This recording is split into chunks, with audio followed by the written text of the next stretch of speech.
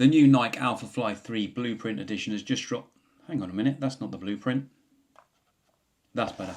The new Nike Alphafly 3 Blueprint Edition has just dropped here in the UK, and I'm one of the lucky ones that managed to get hold of this on Nike.com. But is it worth your money? £284.99 of your hard-earned money here in the UK is an awful lot of money to spend on a super shoe, and is it that much better than the Alphafly 2?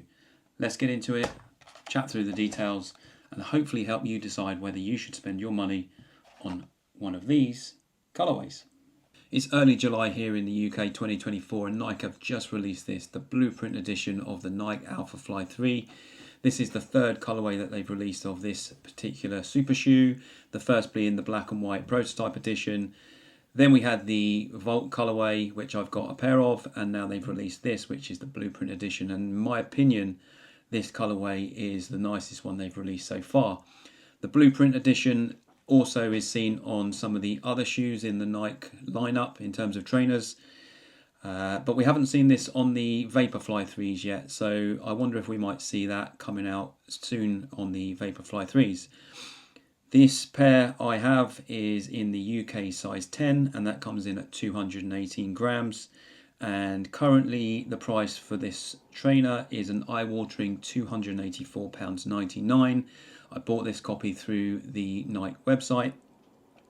It comes with a full-length carbon plate, as obviously all of the Nike super trainers have had throughout the Alphafly 1s, Alphafly 2s and Alphafly 3s. The Alphafly 3 is seen by many people that are running these already as almost going back to more like the Alphafly 1s. Now, I never actually ran in the Alphafly 1s, so I can't comment on that, but they do feel, I'd say, a little bit more aggressive than what my Alphafly 2s have. Now, many people also didn't get on with the Alphafly 2s. They just felt like it had been kind of dulled down too much. The pods that sit at the front of the trainers in the Alphafly 2s, people seem to think were too far removed from where they should be underneath the, I guess the strike zone of your foot, and just generally people felt that they were a bit of a letdown compared to the aggressive ride that people got in the Alphafly 1s. What I can say is that these do feel faster, lighter and more comfortable than the Alphafly 2s, but I'm actually somebody that got on with the Alphafly 2s very, very well, and I've still got actually 4 pairs of the Alphafly 2s that I still wear in my rotation. In terms of stack height and drop, these are a 40mm at the back and 32mm at the front, which equates to an 8mm drop. Very light trainer, almost feels like a pair of socks when you're wearing these guys. The upper is a fly knit material. You can pretty much see through that, and actually if you wear these and wear socks underneath, you can pretty much see the entire socks that you wear with these. So when it comes to wearing any of the Nike Alphafly 3s, whether it be the Vault edition or this edition, you're going to want to match these with a decent pair of socks. I use shoe socks a lot. I think that they are the best socks that you can buy, and they have released very recently a colourway of the socks to match these trainers. So in terms of what you're going to get if you spend all that money on these guys, you're going to get, well, first and foremost, a very, very attractive looking trainer. You're going to get a trainer that comes with all of the bells and whistles. Hopefully you can see that. In terms of, you've got your full length Zoom X throughout the entire shoe. You've got the AirPods both sides underneath your forefoot, and as I say, you know, in terms of comfort and feel, these are without a shadow of doubt the most comfortable running and racing trainers that I've worn. Disclaimer there, I've not worn a lot of the other super shoes, top-end super shoes from other manufacturers. I do have a fairly narrow foot, so Nike trainers do seem to work really, really well for me. But I do have a pair of the new colourway of the Asics Metaspeed Paris coming, hopefully in a couple of days. And I'm looking forward to trying them out. They're going to be, I think, quite substantially lighter than these, which for me blows my mind, because these already feel like they're really light already. In terms of what races or what types of running you can do in these, I've actually found that you can do any type of running in these. Actually, these are good from 5k right up to marathon. The Zoom X foam really keeps its shape really well, and gives an awful lot of support throughout the ranges of races that you're going to do. But they really do feel like they propel you forward, especially as you start to get into, you know, running at sort of 90% of your full pace and upwards. These things really feel like they propel you forward. So far, obviously I've not worn this pair too many times. I actually tried them out on the treadmill today just to break them in, because I am running the Saucony 10k in London at the weekend, which is on the, I think, 14th of July 2024. I will be wearing these, so I will give you guys a report afterwards in terms of how they felt. But obviously I have the Volt colourway, and I've worn them for a couple of races, and I've also worn them for a fair amount of training.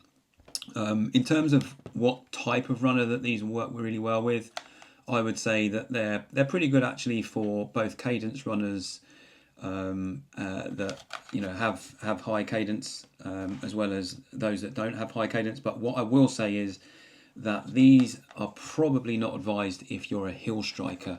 Now, one of the issues that I think that many people are finding is that if you hill strike, although you've got this padded area on both sides of the heel, this will wear incredibly quickly. So if you are a heel striker, I would suggest that you might want to find an alternative to these guys where you're not going to wear out the back of these trainers really quickly, and you will.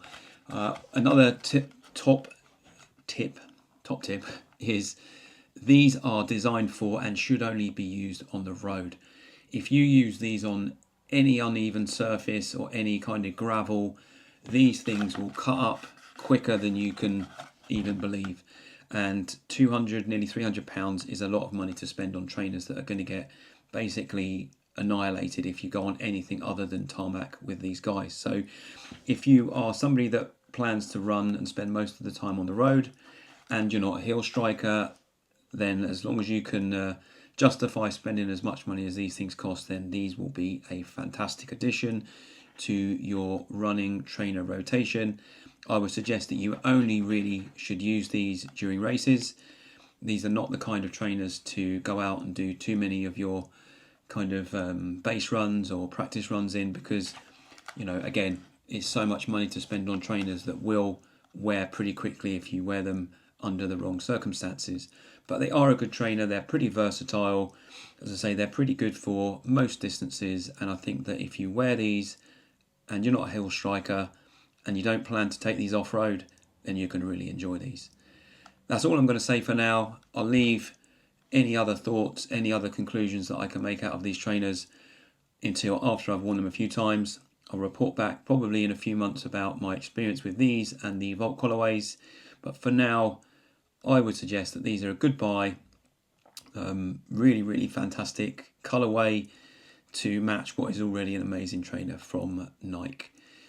Last tip, I think I mentioned this in a previous video, is the thing that you must not do with these trainers is when you take them off, do not take them off the lazy way.